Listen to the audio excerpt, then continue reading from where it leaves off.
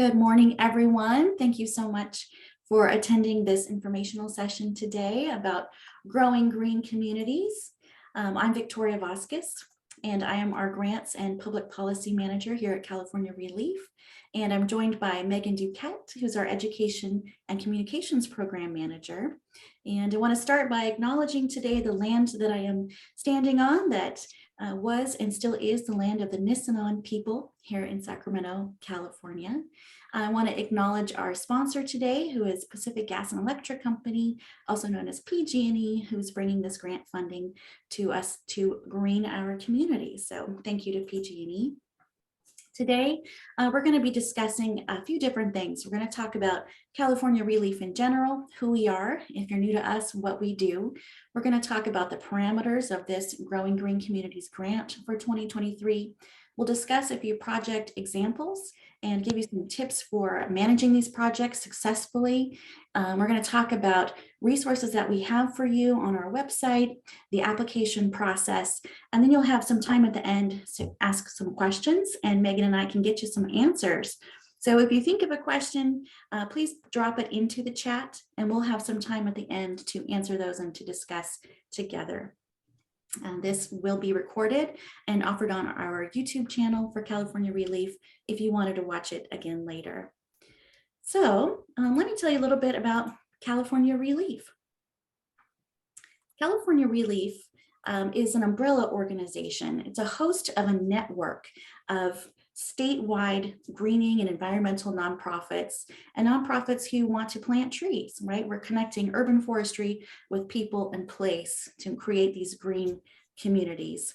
Our mission is to support grassroots efforts and build strategic partnerships that protect, enhance, and grow California's urban canopy and community forests. So what we do is education, advocacy, and grants, right? We do a lot of peer-to-peer learning. We gather people like this so that you can learn from one another, learn about the greening projects that you are accomplishing and implementing all across the state of California. We do advocacy, speaking for trees in state legislation, and providing resources for community groups to find their own voices. If you join our network or you're already a part of our network, you might be receiving our action alerts. Keep an eye out for those. Keep an eye out for us on social media if you haven't started following us already. And we do grants. We are a pass-through grant provider. We give grants through CAL FIRE, many different ways. Today we're going to be talking about PG&E. We're hoping to engage local communities and neighborhoods to provide jobs, to plant and care for trees in their communities. So that's what we're doing today. We are also the host of a network, which I would love for Megan to jump in and explain in more detail. Good morning, everybody. We have, like Victoria mentioned, about 75 community-based organizations throughout the state. From as far north as Eureka to as far south as San Diego. And our network is pretty diverse in terms of size. We have small, newly formed volunteer-based organizations to well-established nonprofits with paid staff. They all do different types of work, from planting street trees. Some are focused on restoring native habitat and working with education, as well as helping public awareness about the importance of our urban forests. So they're all champions of our community forests throughout California, are working hard to grow canopy, especially in underserved areas.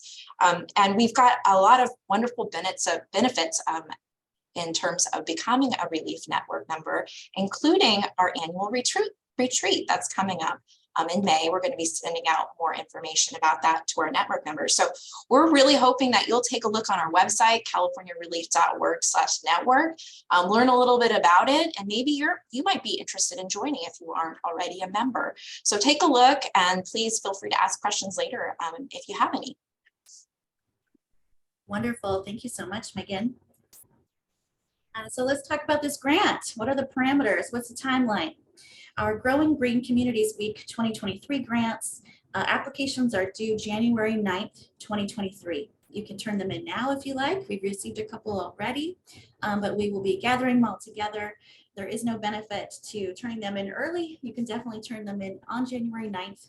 That's when we're gonna bring them all together and read them all. Then you, once awarded, will start your project. Your project needs to be completed by May 31st of 2023. And then about 2 weeks after that, we're going to ask you for your final report, which would be due on June 15th. The way that this grant works, they're between $3,000 and $5,000. We would not like to grant anything less than $3,000, so please plan for that in your project applications. Once you're awarded and chosen, you'll receive 50% of the funding, the total funding for your award upfront. So you're going to be awarded. If you're awarded, you're going to sign a contract. And once we receive that contract, we're going to issue you 50% of your funds so you can get started and you can get going. And then once your final report is received, it can be received prior to the 15th of June. If you finish early, that's fine. As soon as you finish it up and send us in that final report, you'll receive the remaining 50%.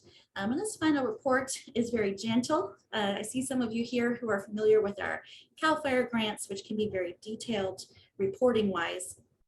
Receipts will not be collected for this funding. It is unrestricted for you to use however you see fit to get your trees into the ground. It's really more of a narrative and a story that we're looking for.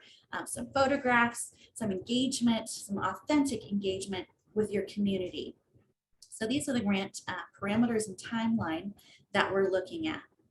Now, something I want to point out to you is that you must be within the region of PG&E to apply. So please do check your bill from PG&E to make sure that you get PG&E or that you're in this service region. You can get onto PG&E's website and check where you are to make sure that you are within PG&E's region. We're going to try to spread out the grant awardees by region. So we're hoping to award at least one in each of the different colored regions that you see on this map.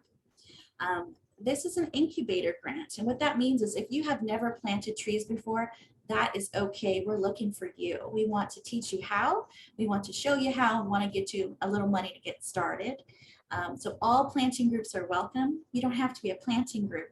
You can be a community-based organization who works on something else in your community, who's been thinking about planting trees and wondering how to do it. We encourage you to apply, okay? And once you do apply, we have and are awarded, we have a wonderful grants guideline package that Megan has prepared, filled with information and resources as to how to make your project successful. And when we talk about your projects, right, I really want you to think about your community needs. So if you're thinking, I want to apply for this funding, I want to plant some trees, we really have to assess your local neighborhood and your local situation because we're all different. We're spread out across these regions. Some of them get more rain, some of them are drier, right? Each local neighborhood has its own community needs. So when we think about community, we think about the places we convene and these physical landscapes that we can enhance through planting trees.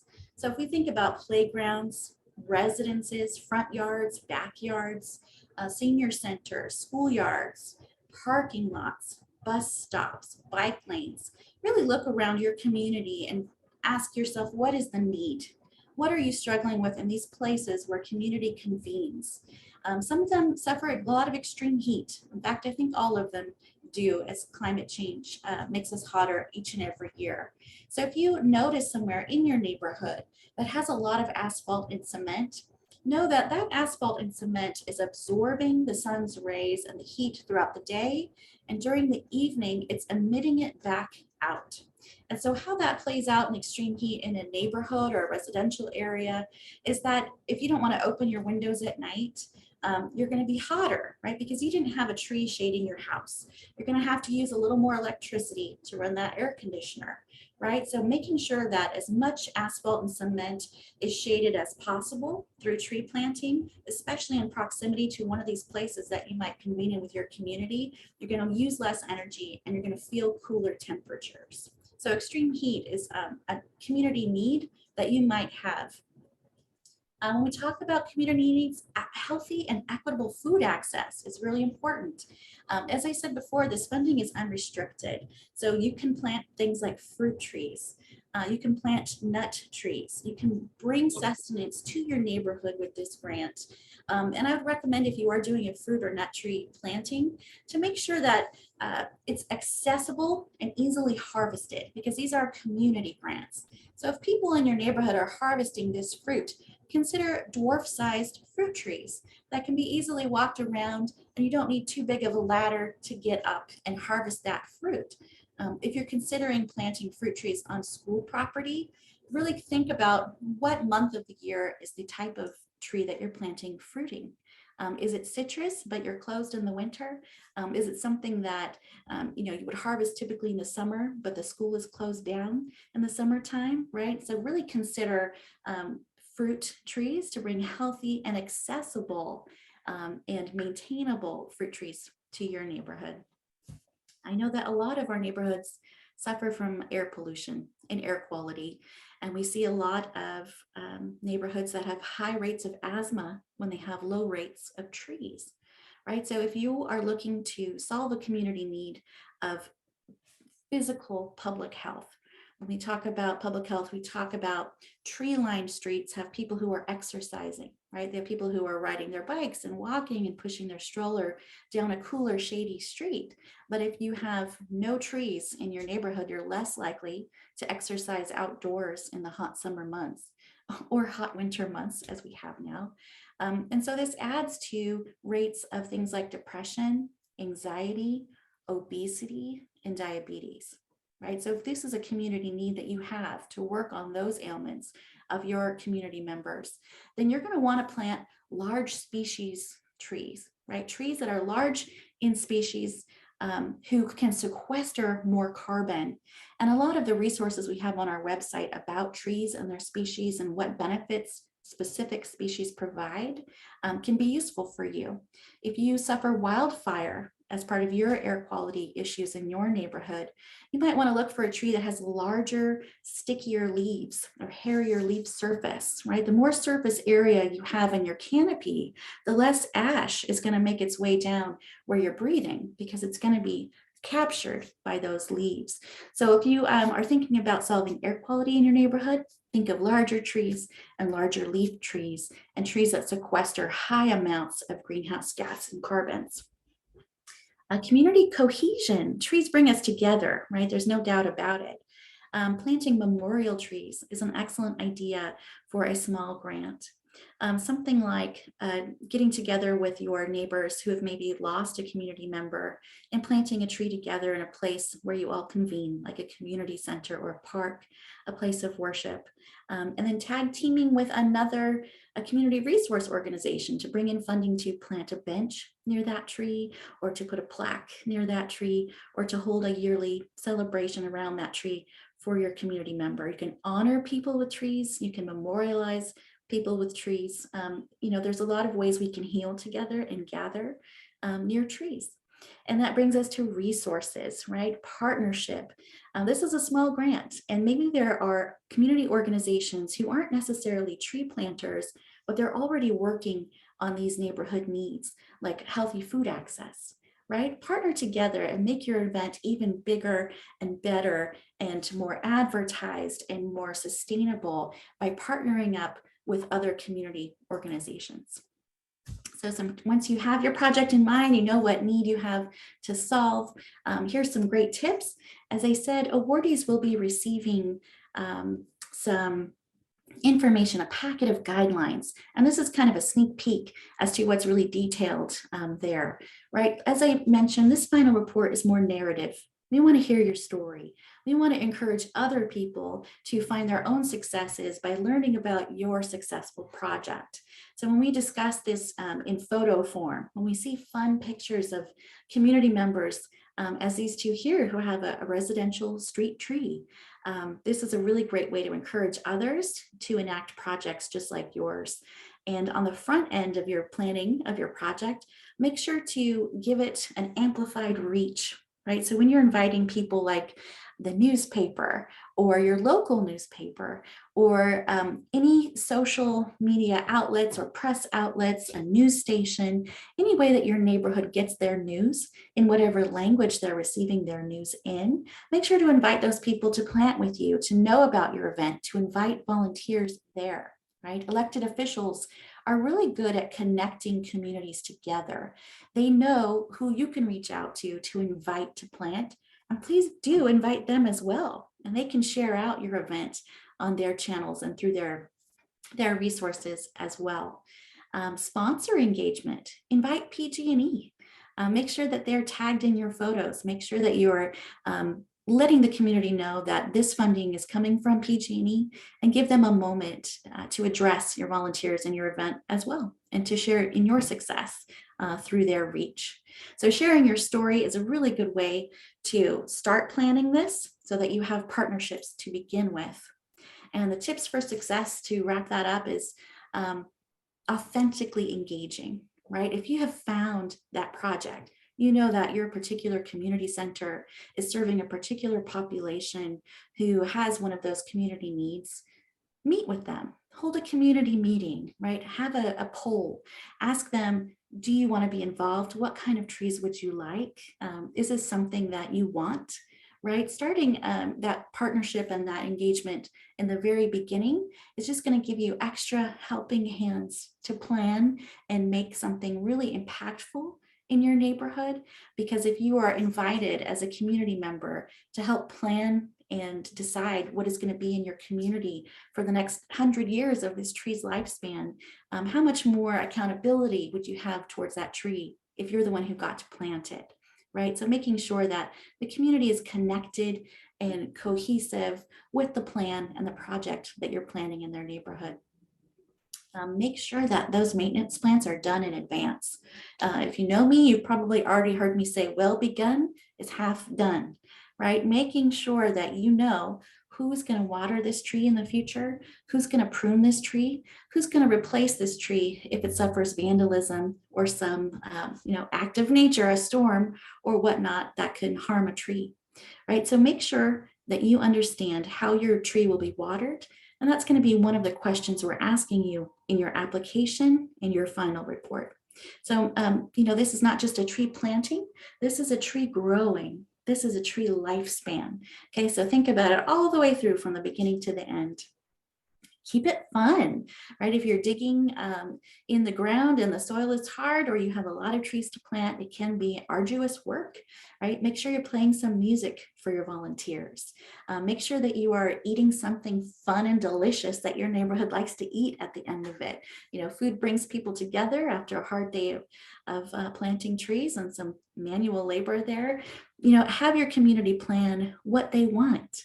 I'll give you an example. Here in Sacramento, we had a tree planting in a public park, and the local neighborhood association brought together some pumpkins for the children to paint and a bounce house for younger children to jump in and to play and have more of a community fair type feel while they were implementing those enhancements, those public health enhancements of trees.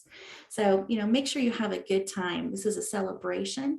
This is a celebration of your community's health, and of course of trees. So as I was mentioning before, we have a lot of resource for you. I'm going to hand it over to Megan to kind of explain how you can get to those and a little more information. Hi, everybody. So I just put in the chat a link to this page, and you can get there just by going to californiarelief.org and then hovering over the top menu, grants, and then what will pop down is Grantee Resources. And so on this page, you're going to find a lot of helpful information that will help you in planning your grant application and fulfilling your grant should you be awarded one. So we have information about eligibility, your application and program details, as well as a guide. Victoria went over a lot of the highlights about, how you can make your story come to life. So we have different resources about how to take the best photograph possible, how you can delegate that, how you can collect quotes from participants during the event to help tell that story. So those are some of the things that you're going to find in the grant program guide. Some other things that are on this page are helpful tools in planning. So you're going to see that we have a tree planting event toolkit that you can review to give you a head start on that planning of your event. We also have really helpful tools like tree planting cue cards. So how do you plant a tree? How can you find resources to help you in that process if you've never done that before?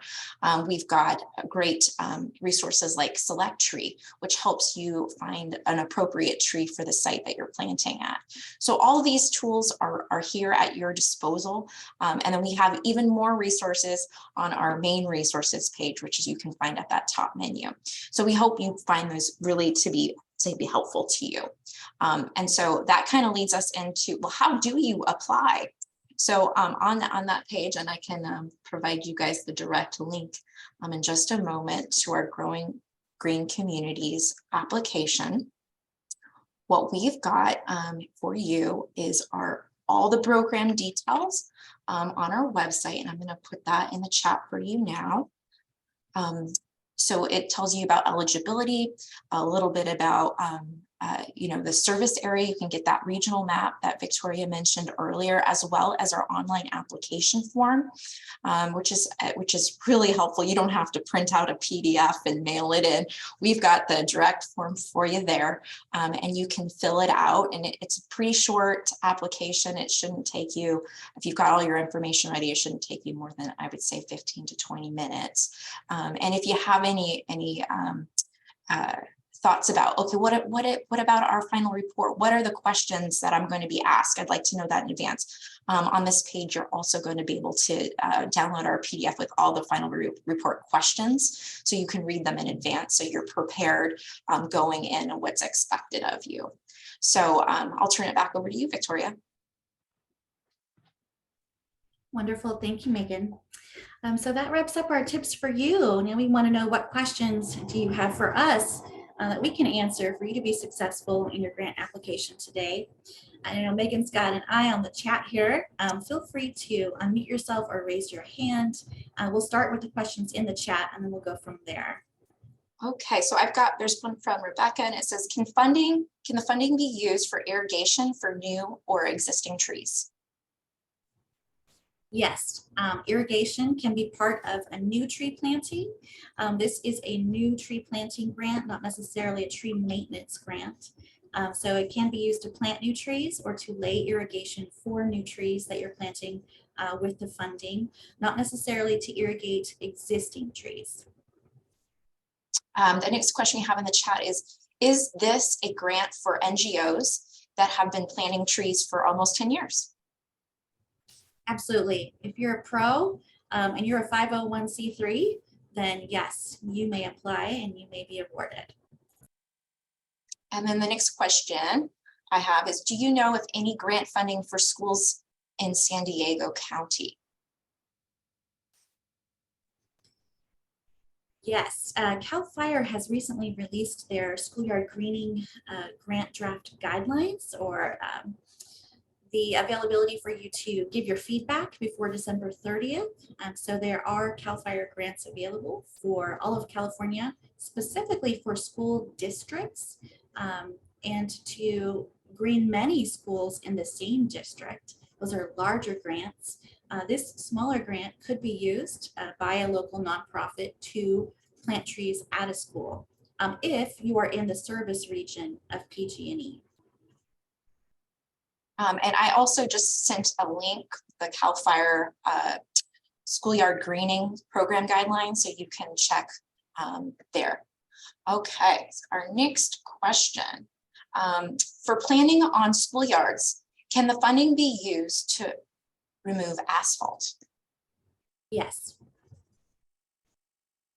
Okay, and I do not, I'm going to go back, but I don't know if I see any other questions in the chat. But if there's someone that does have a question, if you'd like to ask that now, raise your hand or unmute yourself and ask, we'd be happy to answer your questions. Wonderful. John, do you have a question? Yes, hi, thank you. I'm just wondering if this grant would be feasible to do a small replanting in a burn scar area. I see that you were talking about like water and maintenance feasibilities, but in a lot of burn scars, there's native plants that are drought tolerant. Is that something that may be still appropriate, or? Sure. I mean, trees planted within the region are all eligible. So if you're in a PG&E region and it was previously burned, and I'm sorry to hear that, yes, absolutely, they're eligible. So if you needed to do something like remove debris or slash, that would qualify as well, as long as it's resulting in trees planted. Perfect. Thank you very much. Rebecca? Yeah, hi. I have two questions. I work for a school district, and I'm wondering if individual schools can apply on their own or if they must go through the district. And then the second part of the question is whether or actually answer the first question first, and then I'll ask because it's complicated. Sure. So this funding is for nonprofits. So if there's a local nonprofit that would like to plant on the school ground and has the approval of the school and the support of the school to maintain those trees going forward, then yes, it would qualify. Okay. And then actually, I'll leave you a question for another time. Thank you. Yeah, absolutely. John, is your hand still up from before, or do you have another question? Yeah, one more thing that just popped up. So we are a resource conservation district. Would that still be available to apply, or is it just simply 501c3s? I want to say specifically 501c3s. Okay. But what is your classification? So we're a special district with the state, being a resource conservation district. You know, I'm going to say this is nonprofit only, but let me double check on that. Okay, thank you. I appreciate it. Absolutely. I'll get back to you with that after this, John. For all the questions I answered from the chat earlier, did anybody have any follow-up questions from the answers that I gave?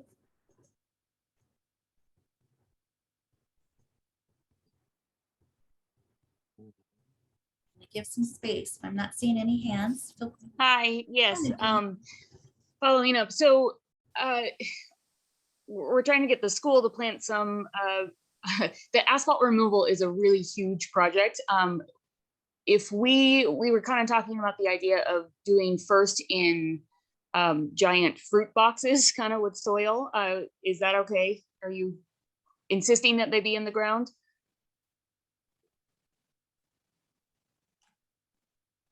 The tricky part is we rent the campus, so we have to get approval for the asphalt removal, but it desperately needs trees. Yeah, I see where you're going with that, and I understand. I think if the fruit trees have a large enough box to grow healthily, I don't think healthily is a word, but if you Right. are managing that in a way that you know, an arborist would recommend that your fruit tree grow, and your fruit trees are providing shade and healthy food, then I believe that they will qualify.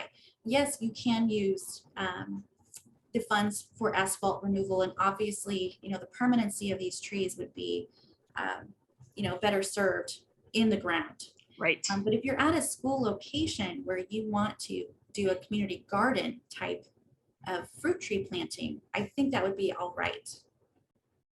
Okay, thank you. Absolutely.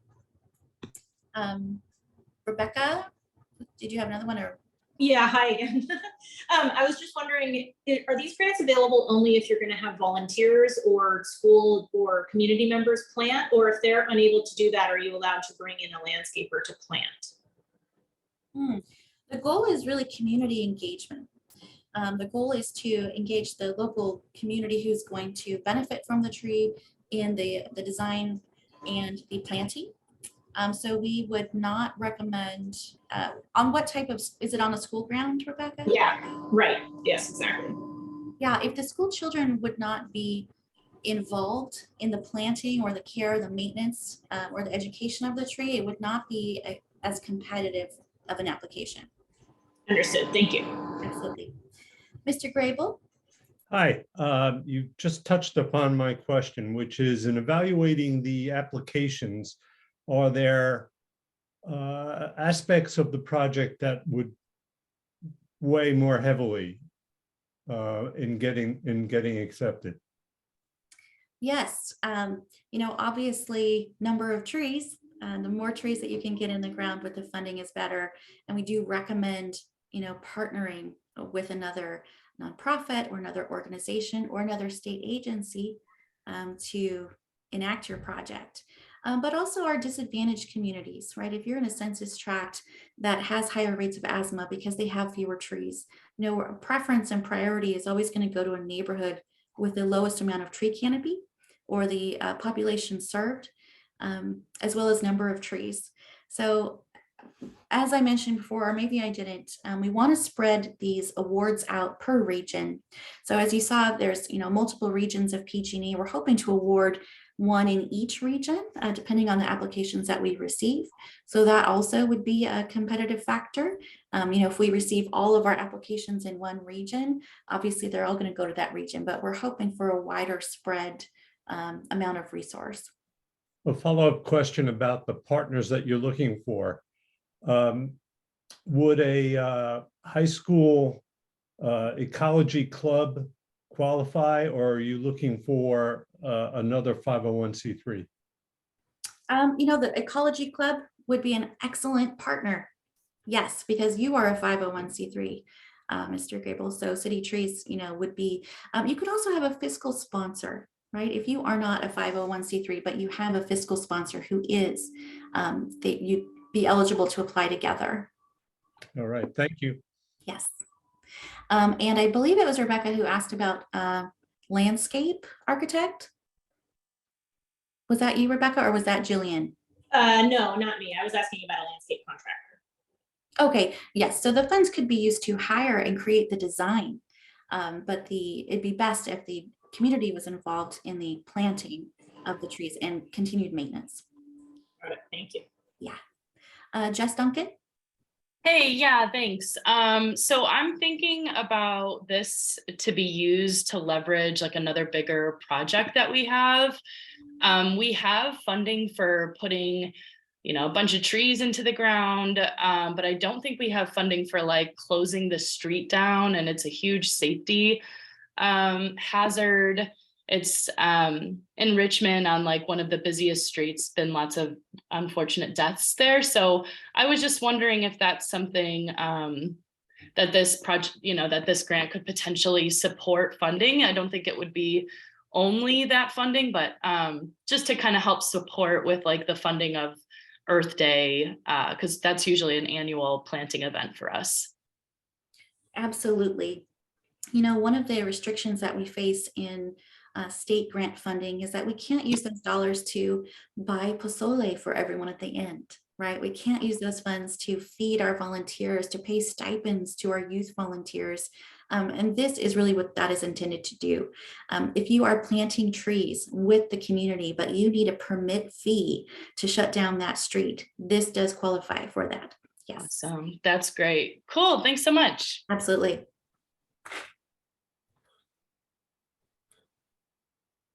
And as I said before, we're not collecting receipts for this work. What we are collecting are your stories, your pictures, your maintenance and watering plans. Those are things that we're collecting at the end. All right, we're at about 11:35. Do we have any more questions?